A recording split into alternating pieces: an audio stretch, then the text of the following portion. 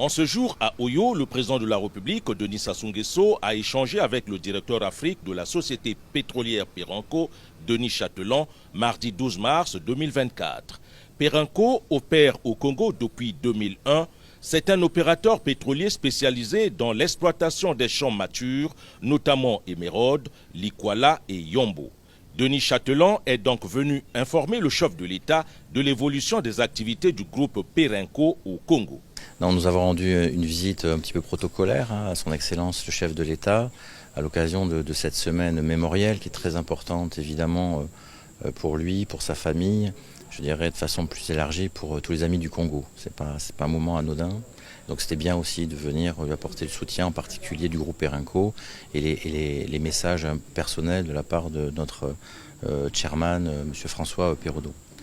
Alors ensuite nous avons fait évidemment la revue de nos opérations, nous avons investi beaucoup, nous produisons aujourd'hui à peu près 80-85 000 barils par jour en République du Congo. Nous avons fait le point sur un certain nombre de découvertes puisque nous avons fait de l'exploration, nous avons fait 2 découvertes cette année assez remarquables qui ont permis de découvrir un nouveau play géologique et d'augmenter la production, donc bien sûr il fallait lui rendre compte.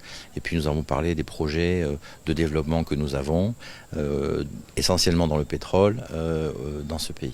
Perenco, qui s'est lancé dans la recherche avec de bonnes découvertes, voudrait bien se faire une place aux côtés des géants comme Total Energy et Eni. Et il se trouve que la compagnie Perenco a développé des techniques particulières pour rejuvéniser, c'est un anglicisme, rejuvéniser un peu ces plateformes pour faire en sorte de leur redonner des nouvelles vies et de continuer à récupérer le pétrole qui existe et qui n'a pas encore été produit. Il faut savoir que quand on produit du pétrole dans un champ pétrolier, il y a tout un plan de développement et on a à la fin, quand on calcule un taux de récupération, combien il y avait de pétrole, je dirais, en place et combien est-ce qu'on a pu en retirer.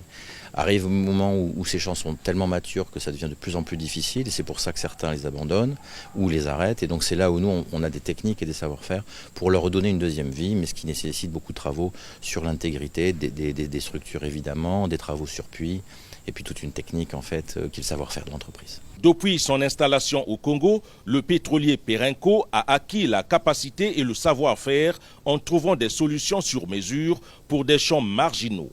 C'est un véritable succès opérationnel qui donne à Perenco sa notoriété.